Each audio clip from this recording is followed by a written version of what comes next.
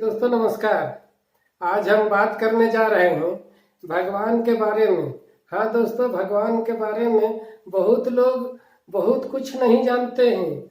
बहुत लोग भगवान के इतिहास नहीं जानते हैं, भगवान के जन्म और कर्म के बारे में नहीं जानते हैं। और तमाम हमारे देश के हिंदू समाज के लोग भगवान के वंशज मानते हैं। भगवान ने जन्म दिया। हाँ दोस्तों, कौन भगवान जन्म दिया? ये भगवान को आप देखिए, ये भगवान ब्रह्मा भगवान है। यही भगवान ने पूरे मानव समाज को जन्म दिया है और पूरे पूरे दुनिया को यही ब्रह्मा सृष्टि किया है। तमाम ब्रह्मांड में जितने तरह के तारे दिखते हैं, चांद दिखते हैं, सूर्य दिखते हैं, सभी को इसी ने आविष्कार किया है, सभी को इसी ने सृष्टि किया है, ये ब्रह्मा भगवान। और हम तमाम हिंदू समाज के लोगों को यही ब्रह्मा भगवान जन्म दिया है। लेकिन दोस्तों, हम कहना चाहेंगे कि ये ब्रह्मा भगवान जब जन्म दिया तो भेदभाव क्यों किया? हाँ दोस्तों, ये भगवान ब्रह्मा भगवान हमें 4 जातियों का जन्म दिया, ब्राह्मण, क्षत्रिय, वैश्य और शूद्र। ये चारों जाति को अपने शरीर से जन्म दिया। ब्राह्मण को मुंह से जन्म दिया, क्षत्रिय को बाजू से जन्म दिया, वैश्य को पेट से जन्म दिया और शूद्र को पैर से जन्म दिया। तो दोस्तों, चाहे जहां से भी जन्म दे, चाहे मुंह से जन्म दे, चाहे नाक से जन्म दे, चाहे आंख से जन्म दे, चाहे कान से जन्म दे, चाहे लिंग से जन्म दे, चाहे पैखाना का रास्ता से जन्म दे, चाहे जहां से भी जन्म दे, लेकिन इसी शरीर से जन्म दिया। भगवान यही शरीर से दिया। जो 4 को मुंह देख रहा है ना, ये चरमुहा भगवान ने ये 4 जातियों का जन्म दिया, 4 बेटों को जन्म दिया।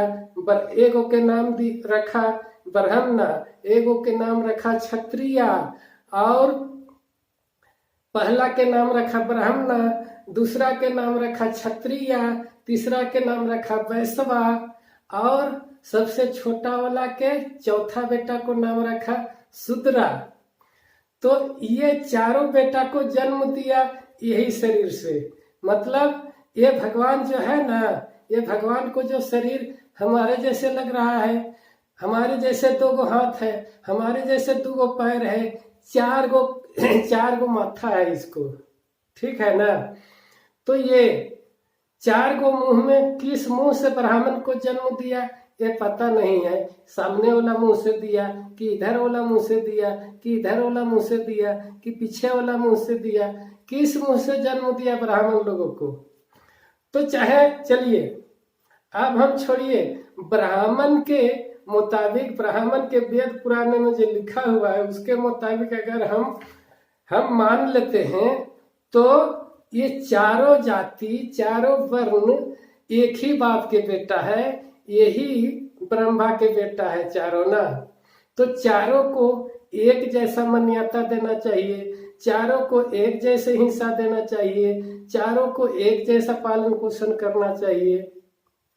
लेकिन आप देखते हैं ब्राह्मण लोगों को बहुत अच्छा ठाट बाट से बहुत बड़ा जाति क्यों बना दिया, और क्षत्रिय को छोटा क्यों बनाया ब्राह्मणों से? जन्म से छोटा होता है लेकिन कर्म में कोई छोटा नहीं होता है।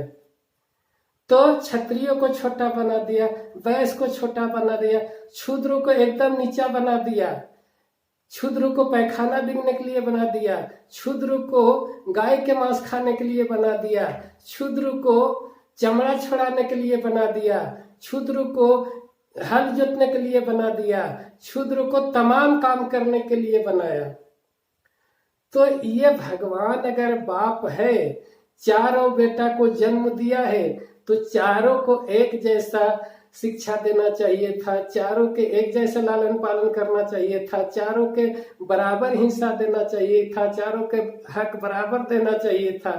अरे भाई, आप लोग के भी 4 गो बेटा है, मेरा भी 4 गो बेटा है, किसी को 4 गो बेटा है, किसी को 2 बेटा है, किसी के 3 बेटा है, किसी के 4 बेटा है, किसी को 5 बेटा है, किसी को 6 बेटा है, किसी को 7 बेटा है, किसी को 8 बेटा है। तो ऐसे करके सभी बेटों को बराबर लालन पालन करते हैं। माँ जन्म देती है ने तो माँ सभी को 9 महीना पेट में रखती है और जन्म देने के बाद सभी बेटों को स्तन से बराबर दूध पिलाता है। क्या किसी को 2-4 दिन पिला के छोड़ देता है? नहीं, जितना पहला बेटा को पिलाई उतना दूसरा, तीसरा, चौथा सभी बच्चों को पिलाई। 9 महीना पहला बेटा को भी पेट में रखा, तो पहला, दूसरा, तीसरा, चौथा, 7वां को भी 9 महीना रखा। तो हमारे समाज में बाप भी बराबर लालन पालन करते हैं, माँ भी बराबर लालन पालन करती है। अगर किसी बेटा को ज्यादा मानने लगता है तो वो बेटा कहीं पर केस दायर करता है, समाज में दायर करता है केस, समाज में केस दिखाता है, समाज में केस डालता है, और समाज में नहीं होता है तो थाना में केस डालता है, थाना कोर्ट में जाता है, कोर्ट में जाकर के फैसला होता है कि तुम्हारा 7 बेटा है, 7 को बराबर हिस्सा होता है।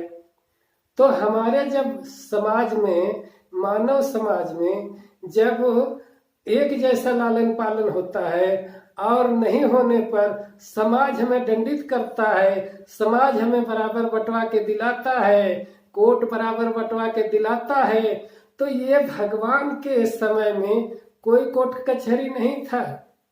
ये मनमानी क्यों किया? ये भगवान था ना। हम तो मानव है, हमसे गलती हो जाता है, लेकिन ये भगवान था, हमारे बाप ही भगवान था। मान लीजिए जब ये चारों जातियों को जन्म दिया तो ये चारों जातियों को बाप हुआ, तब फिर भेदभाव क्यों किया? भगवान को तो भेदभाव नहीं करना चाहिए था, भगवान को भेदभाव नहीं करना चाहिए था, क्योंकि भगवान दुनिया के सृष्टि किया। भगवान दुनिया में एक बार में देख लेते हैं, भगवान पूरे दुनिया को बराबर जन्म देते हैं, पेड़ पौधा को भी जन्म देते हैं भगवान, जानवर को भी, गाय भैंस को भी जन्म देते हैं भगवान, जल में मछली, कोकड़हा, बेंग, मेढक सभी को जन्म देते हैं भगवान। तो हम मानवों को जन्म दिया, तो मानव के अंदर भेदभाव क्यों किया? एक ही बाप 4 बेटों को अलग अलग क्यों ऊंच नीच बनाया और अलग अलग क्यों काम धंधा दिया? मान लीजिए कोई लड़का 7 गो बेटा अगर किसी को है तो कोई लड़का कमजोर भी होता है, कोई लड़का मध्यम होता है, कोई लड़का बहुत तेज होता है, तो वो अलग बात है। वो बाप माई जन्म के भागी होते हैं, कर्म के भागी नहीं होते हैं। तो जब बाप जन्म दिया, बाप के बराबर कर्तव्य होता है। कोई अपना दिमाग से करोड़पति बन जाए, कोई लखपति बन जाए, कोई खाकपति बन जाए, उसका बाप माई जिम्मा नहीं लेता है, बाप माई बराबर बांट के दे देता है। तो भगवान बराबर क्यों नहीं बांट के दिया? ये भगवान सचमुच में जन्म दिया है हमको, सचमुच मानव को जन्म दिया है। और सिर्फ हिंदू को जन्म क्यों दिया ब्रह्मा? मुस्लिम को जन्म क्यों नहीं दिया? सिख को जन्म क्यों नहीं दिया? समझे ना? तो जब सिखों को जन्म नहीं दिया, मुस्लिमों को जन्म नहीं दिया, ईसाइयों को जन्म नहीं दिया, तो सिर्फ हिंदू को क्यों जन्म दिया? तो ये सब गलत बात है। ये कोई भगवान किसी को जन्म नहीं दिया है, मानव प्राकृतिक रूप से जन्म लिया है। विज्ञान बता रहा है कि मानव का कोई भगवान जन्म नहीं दिया, मानव प्राकृतिक रूप से जन्म लिया है। प्राकृतिक रूप से कीड़ा मकोड़ा से विकसित होते होते बंदर के रूप लिया, बंदर के रूप से मानव के रूप लिया। तो इस तरह से विकास हुआ है, ये पानी से जीव जंतु को जन्म हुआ है और धीरे धीरे बढ़ते बढ़ते कोई जानवर बना, कोई भैंस बना, कोई गाय बना, कोई बंदर बना, कोई मधुमक्खी बना, कोई तितली बना। उसी तरह से मानव भी विकास करके मानव के रूप में आया है। ये भगवान किसी को कोई नहीं बनाया है, समझे ना। अगर भगवान बनाता तो सभी को हक अधिकार बराबर देता, सभी को धन संपत्ति बराबर देता, सभी को ज्ञान बराबर देता, किसी को कम बेसी नहीं देता। ठीक है ना, समझ गए ना। हाँ ठीक है, समझ गए। तो इस वीडियो से किसी को हम गाली नहीं दे रहे हैं। बहुत लोग हमें गाली देते हैं, बहुत लोग हमें दबाने का कोशिश करते हैं, लेकिन हम सच्चाई बोलने का काम कर रहे हैं तो हम सच्चाई बोलेंगे, चाहे हमको कितनों कोई गाली दे, मारे, काटे।